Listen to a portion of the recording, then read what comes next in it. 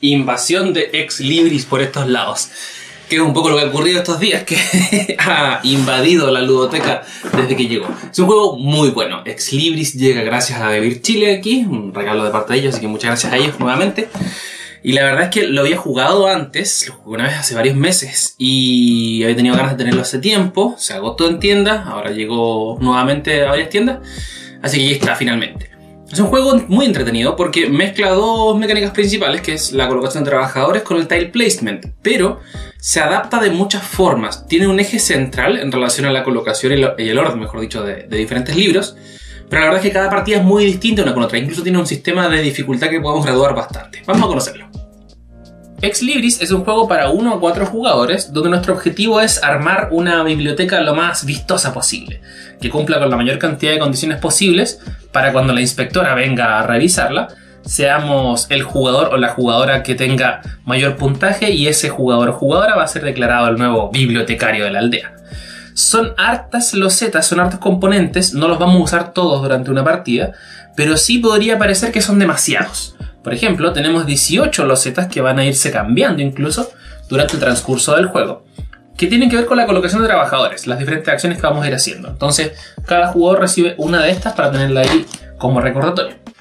El manual, si bien se ve extenso, hay gran parte de este que tiene que ver con la explicación detallada de cada una de las losetas, así que no es tan extenso, pero aún así, insisto, van a ocupar harta mesa en este juego. Esta tablilla a mí me encanta porque reemplaza un poco las típicas papeletas que tenemos para poder anotar los puntajes. Trae un plumón incluso para poder anotar aquí y después borrarlo. Tiene también para un modo solitario que podemos completar, pero este es el que vamos a usar cuando jugamos de 2 a 4 jugadores. Este tablero representa la aldea que vamos a estar ubicando, que también se ve extensa, pero no es tan extensa como parece.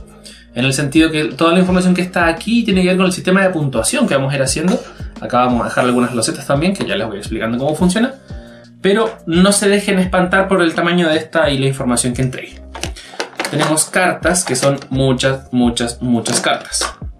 Estos meeples, que son quizás los más vistosos, comillas, lamentablemente no los vamos a estar utilizando tan frecuentemente durante el juego. De hecho, es probable que ni siquiera los utilicemos. Un tema un poco lamentable quizá porque es una de las cosas más vistosas. Tenemos una pieza de jugador inicial que también muy a gusto personal, tomando en cuenta que estos son los meeples y esta es la pieza de jugador inicial, como que podría haberse puesto un poquito más de amor en esa pieza. Me imagino incluso una de las piezas de Mysterium que tiene que ver con una esfera para ver el futuro, y van a entender enseguida el porqué. Y ayudantes simples, 4 colores, 3 para cada jugador, pero podrían llegar a ser 2 si es que elegimos jugar con el modo un poco más avanzado. Le explico enseguida, insisto, cada detalle. ¿Qué es lo que tenemos en estas cartas? Tenemos libros, muchos libros. Y tienen todas las cartas una anatomía muy similar. Una letra, un número que va a decirnos de cuál a cuál va, tipos de libros que son 6, y este es el detalle, el título de cada libro, pero que en realidad para el corazón del juego no hace falta leerlo. Tiene títulos algunos bien entretenidos, algunos más que otros, y tiene que ver un poco también con la esencia del juego, que estamos en una aldea de duendes y cosas, entonces es bien entretenido en ese detalle. Pero lo que nos interesa está acá, esto de aquí arriba.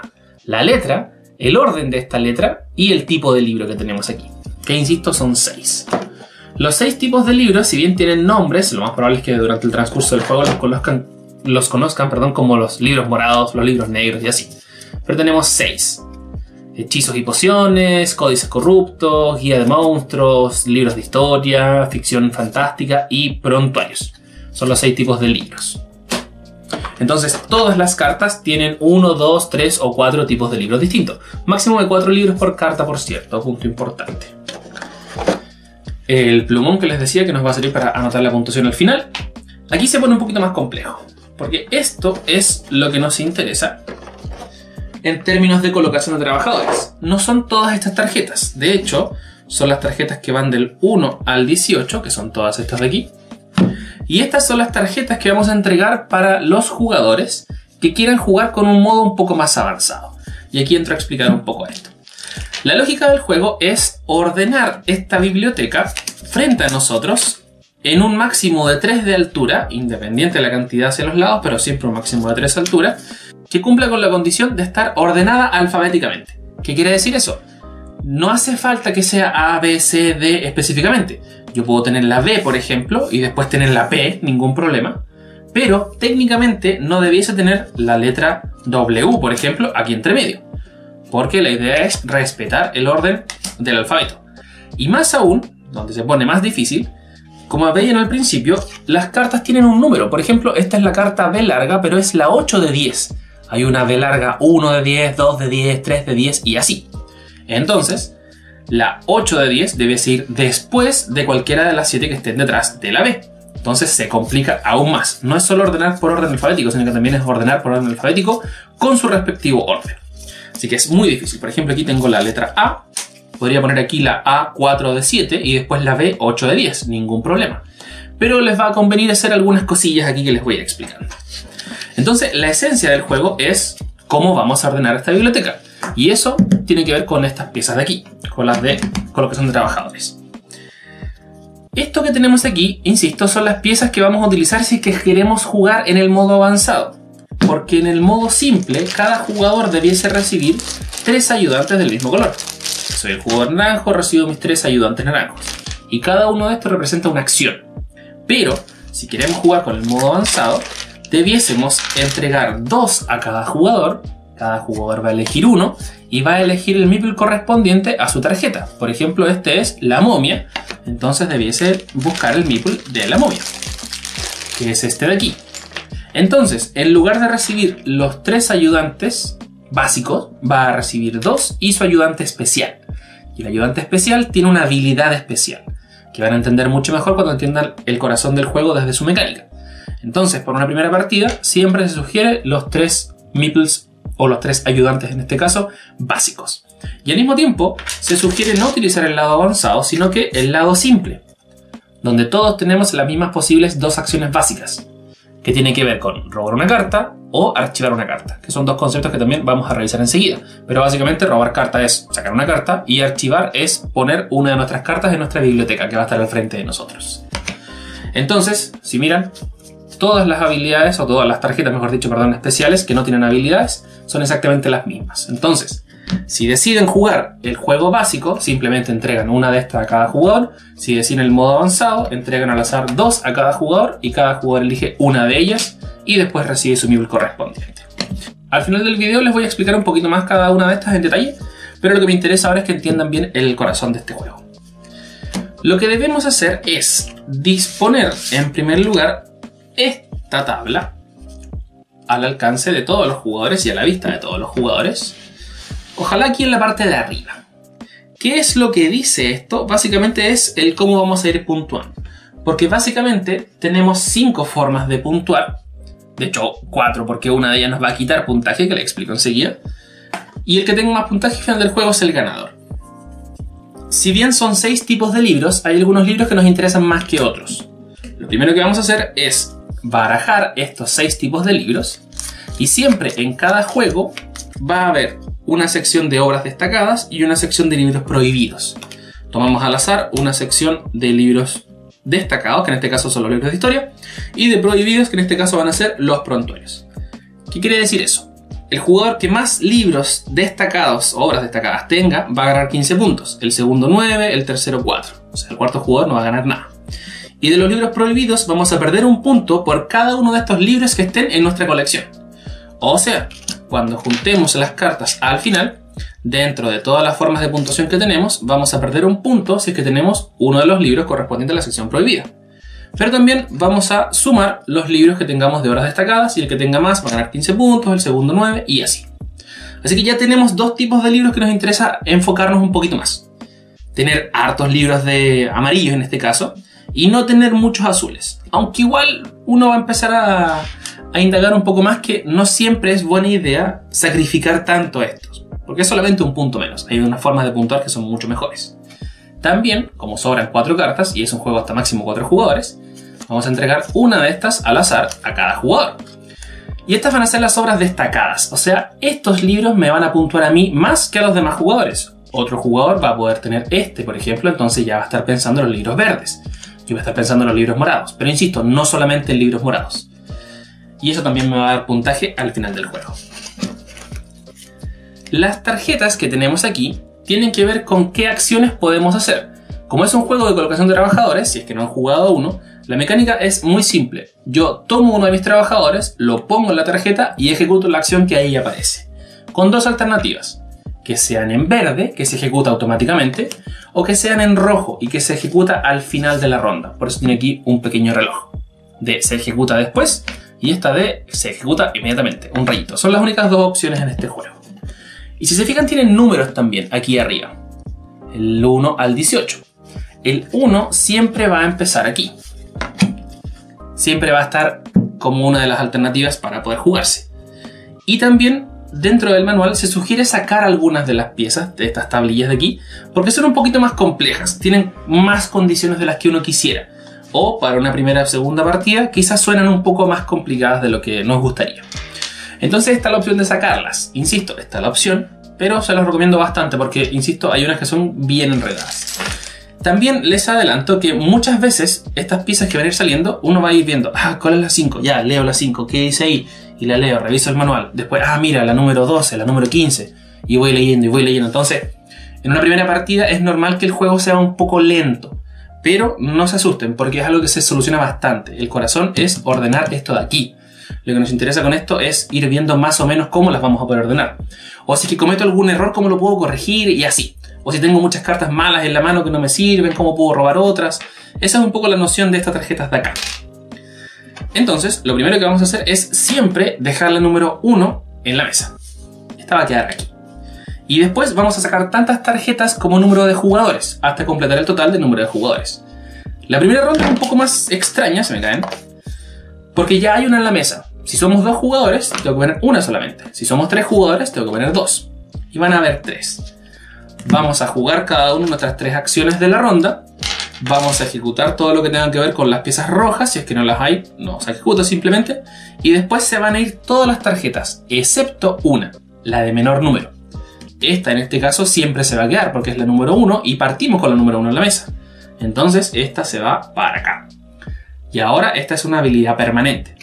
Entonces esto se va al descarte. Si éramos 3 jugadores, ahora sacamos 3 tarjetas. Las ubicamos. Hacemos lo que dice aquí. Se ejecutan las rondas, bla bla bla. Fin de la ronda. Vemos cuál es el número menor. En este caso es la 10. La 10 se queda aquí ahora. Entonces esta ahora es permanente. Esto se va al descarte. Salen las 3 de nuevo. Entonces cuando yo voy jugando, voy aumentando mi posibilidad de acciones. Puedo hacer las que están acá abajo o las que están acá arriba. Y las que están arriba, como siempre van a ser las menores, uno ya se las va aprendiendo un poco. Entonces no hace falta que estén constantemente revisando cada una de ellas. Y otro punto muy importante también es que si se acaba aquí el espacio de las permanentes, simplemente las dejan a un costado. Pero si se llegasen a acabar las de aquí, vamos a tomar todas las que ya se fueron, digamos, las vamos a barajar y vamos a sacar nuevas tarjetas. No es que si se acaban estas se acaba el juego, ni mucho menos, no se preocupen. Pero esta es la noción básica del juego, en cómo funciona este tipo de colocación de trabajadores. Entonces, por eso les comento al principio que puede ser un poco más complejo porque van cambiando, a diferencia de otros juegos, como por ejemplo en The River, que tenemos colocación de trabajadores, pero las acciones son fijas. En este juego las acciones son cambiantes, entonces podría aumentar un poco la dificultad. Entonces tenemos libros destacados, tenemos libros prohibidos, tenemos la tarjeta número 1 en la mesa, tenemos también aquí algunas que vamos a sacar al azar, vamos a sacar estas mismas, que tenemos algunas.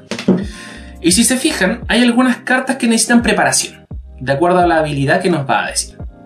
Por ejemplo, esta no tiene ninguna preparación. Esta dice aquí, pon 4. Eso quiere decir que cuando entra en juego vamos a ubicar 4 cartas totalmente robadas al azar y las vamos a dejar aquí. Y se les recomienda siempre dejarlas así a la vista porque, insisto, lo que nos interesa es lo que está acá arriba. Incluso las pueden ordenar alfabéticamente, ningún problema. Y aquí dice pon 3 cartas, entonces ponemos 3 cartas. Esa es la forma en que se va a ir preparando antes de empezar. Fíjense, aún ni siquiera empieza mi biblioteca y ya tengo más o menos 3/4 de la mesa ocupada. Es un juego que ocupa harto espacio. La idea de la baraja es dejarla en 2 montones para que estén un poco al alcance de todos sin ningún problema. Esto lo voy a subir un poquito más. Vamos a hacer una partida simulada para 3 jugadores, pero en realidad nos vamos a estar enfocando solamente en uno para que no ocupe tanto espacio esto aquí. Y de hecho esto lo podría dejar así por mientras para que nos concentremos aquí, en la biblioteca. Entonces, mi turno es muy simple. Tengo aquí mi tarjeta de jugador, tengo mis 3 asistentes que no están siendo ocupados y yo voy a partir siempre con 6 cartas en la mano. Todos los jugadores parten con 6, independiente del número de jugadores, siempre partimos con 6 cartas en la mano. Las veo, las analizo, veo cuál es mi carta que me están pidiendo para horas destacadas. Si me quedé, por ejemplo, con la morada, entonces ya empiezo a ver que, mira, me sirven estas moradas. Pero mira, esta que tiene la carta morada también tiene un azul. Entonces no me conviene mucho jugar esta azul. Esta de aquí tiene 2 azules y solamente una morada. Entonces quizá no me conviene mucho. Ahí uno empieza a ver más o menos. Empieza a indagar acá. Mira, está en una A, por ejemplo. Y tiene un libro morado. Me sirve bastante porque puedo empezar la biblioteca con una A. Así no corro tantos riesgos. Aquí tenemos una B, por ejemplo. Pero mira, también tiene un azul. Ya, pero igual me arriesgo. Ahí empiezo a tomar ciertas decisiones.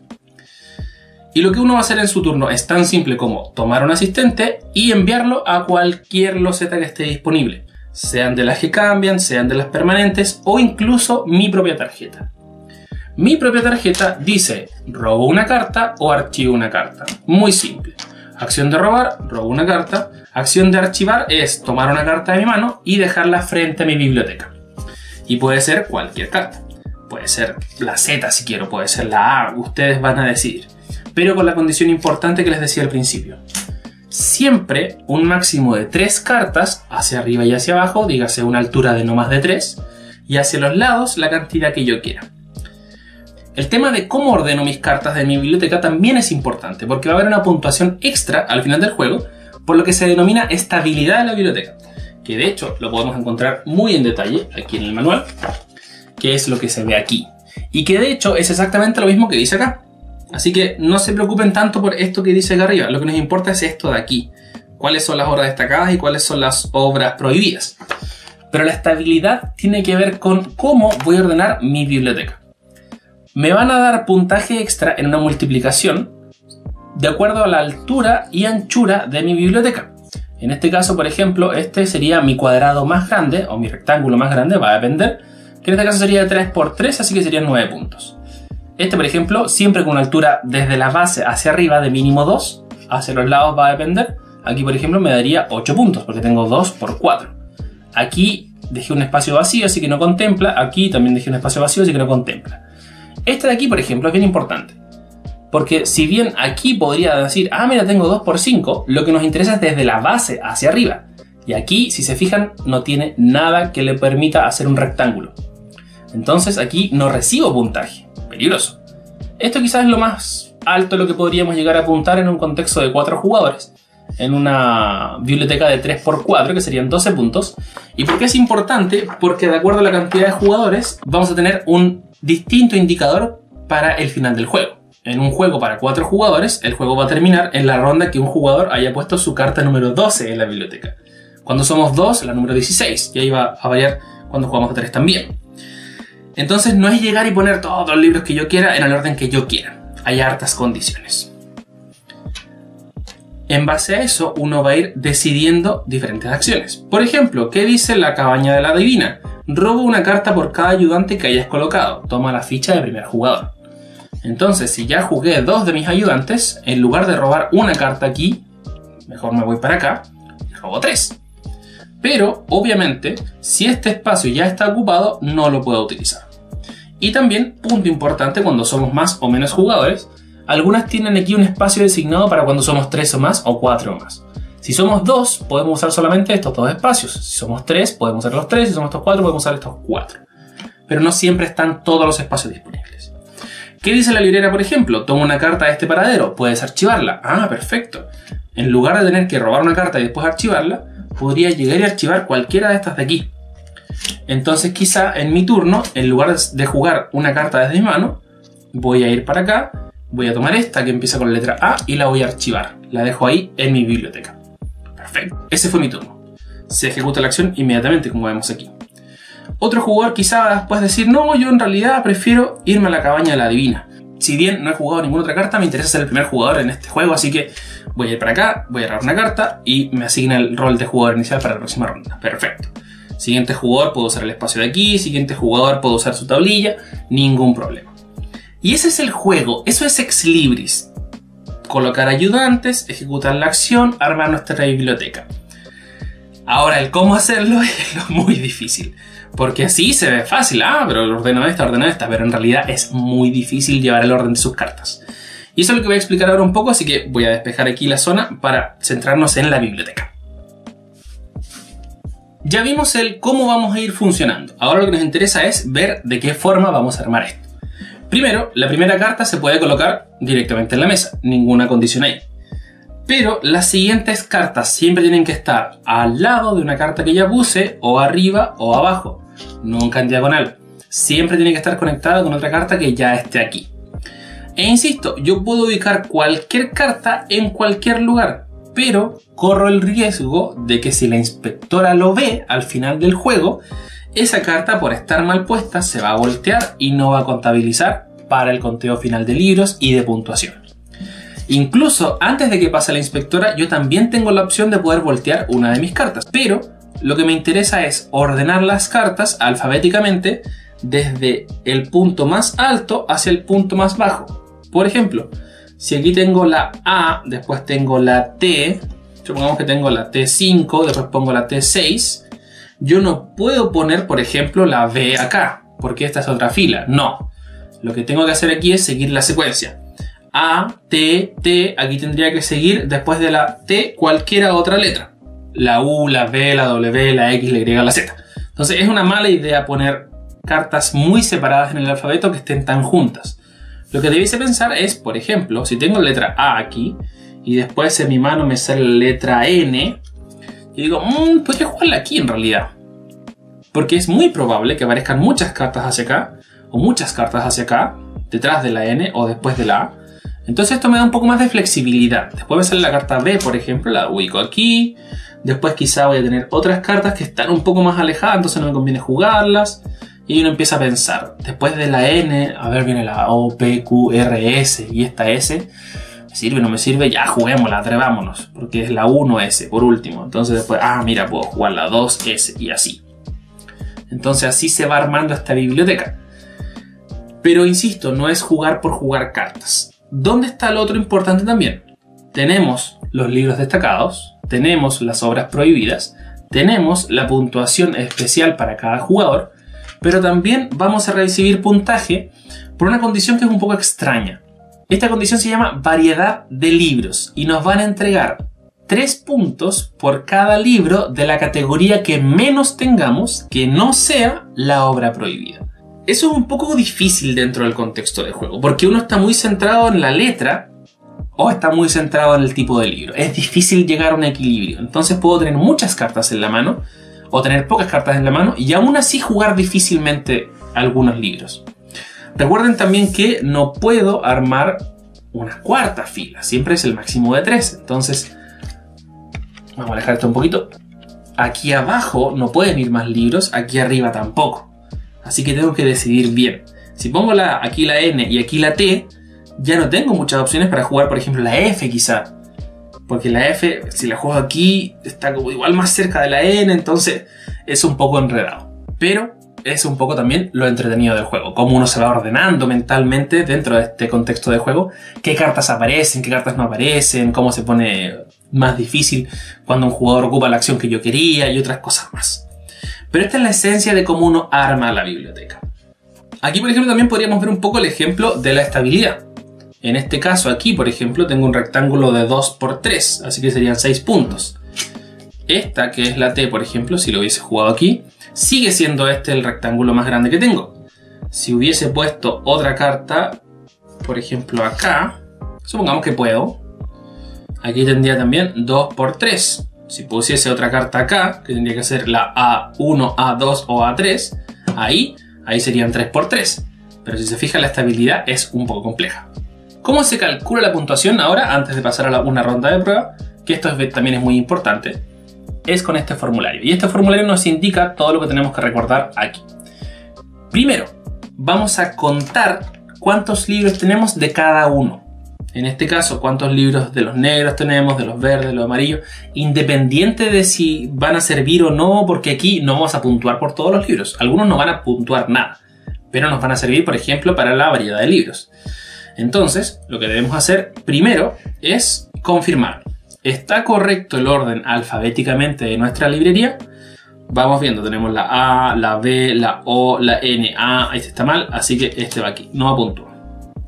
La N, la S, la T, la T, la T, un número ya, perfecto. Entonces, ponemos aquí un tic o una X, como ustedes quieran, está correcto. Y después vamos contando, así, literalmente contando. ¿Cuántos libros tengo del código corrupto? 0, así que pongo aquí el 0. De ficción fantástica tengo 1, 2, 3, 4, 5, 6, 7, 8, así que pongo el 8 acá. De libros de historia tengo 1, 2, así que vamos a poner el 2. A ver si lo puedo hacer al revés. Parece que no puedo. Al revés, a ver. No. Moraleja, no hagan números, perdón, al revés. Ya, ahí está. Guía de monstruos, tenemos 1, 2, 3. Esa sí puedo hacerlo. Ah, lo hice hacia mi lado. Rayos. Ahí sí, 3. Prontuarios tenemos 1, 2, 3, 4, 5, 6, 7. Y hechizos y pociones tenemos 1, 2, 3, 4, 5. Eso en primer lugar. Vamos a contar simplemente. Y después vamos a destacar cuáles eran los libros que están destacados en este caso.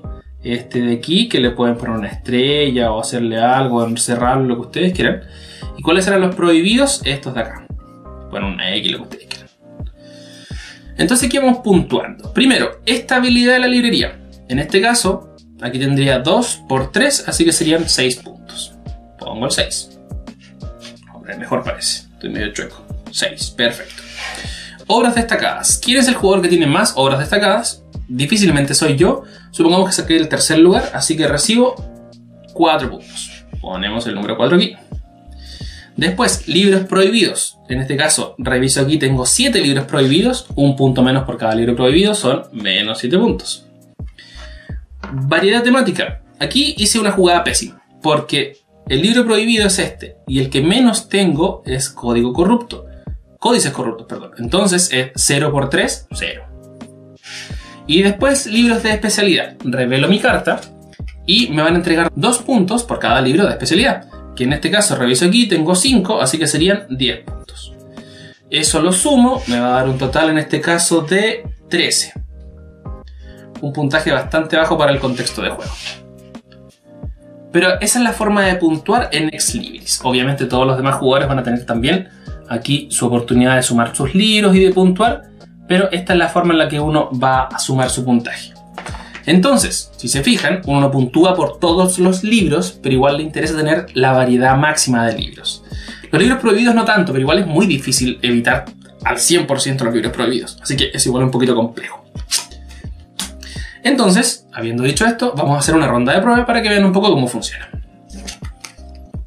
Tenemos aquí entonces una disposición totalmente aleatoria para empezar este juego. Cada jugador tiene 6 cartas, recibe sus 3 ayudantes básicos. Están utilizando el lado normal dentro de la planilla de jugador. Nada de asistentes especiales. Las 2 barajas revueltas y separadas en 2 montones. Las tarjetas donde vamos a ir haciendo las acciones también están dispuestas aquí en esta zona. Es la primera ronda, así que no hay ninguna permanente. Y empieza el juego.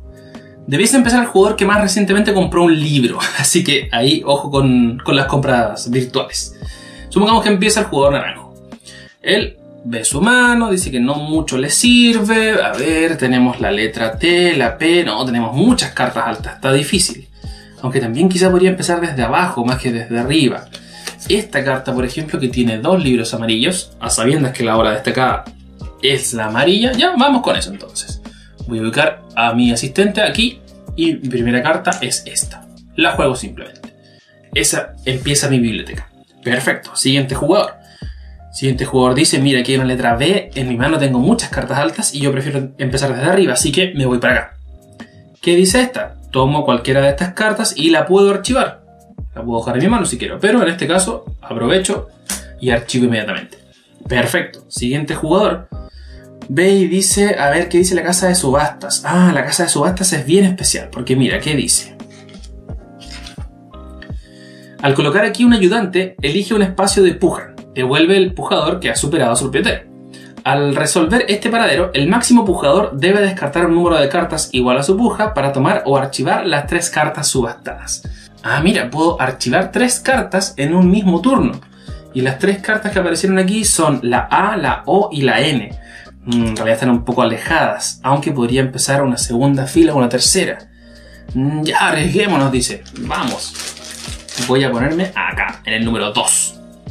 Eso quiere decir que si después el jugador naranjo, por ejemplo, dice, oye, este se está adelantando mucho, yo podría tomar a este ayudante y ponerlo acá, en el número 3.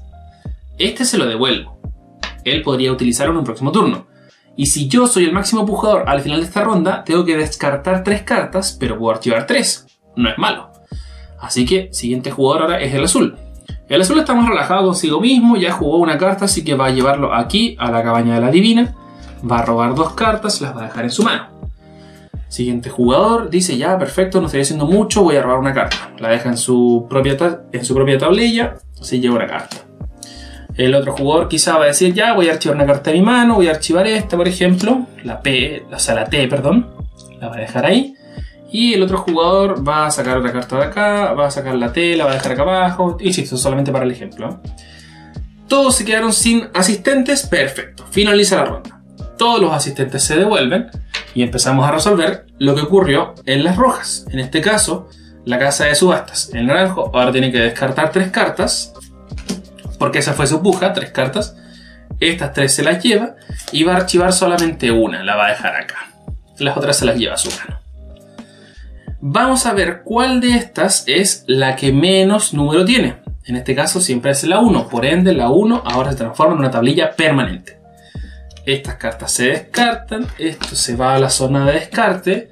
Como somos 3 jugadores, sacamos 3 tarjetas nuevas y las dejamos aquí. Jugador inicial. ¿Quién se llevó la tarjeta de jugador inicial? Parece que se la llevó el azul, así que el azul empieza. Y ahora podemos elegir cualquiera de estas de acá y la de arriba también está disponible. Va a terminar la ronda, vamos a ver cuál tiene el número menor, va a ser esta, que es la número 2, va a quedar ahí. Esta se va al descarte y así. Y eso es Ex Libris. Es difícil de dominar este juego. No se confundan, no es difícil por el tema de memoria. Si bien está involucrado, no hace falta que se aprendan las 18 tarjetas de memoria, insisto. Lo difícil es poder combinar esto de libros de acuerdo a su variedad y orden alfabético. El orden alfabético es catastrófico, pero es muy entretenido. El cómo a veces salen cartas, a veces no. Algunas tarjetas, por ejemplo, como el vertedero, nos permiten buscar cartas en la zona de descarte. Hay otras tarjetas que son un poco más competitivas, como la casa de subastas. Otras que no son tanto. Hay una que es muy buena, que es la cambalache. ¿Dónde está? Donde yo tomo una carta de mi mano, la cambio con una de las que están en la zona disponible y que deja otra y la puedo archivar también.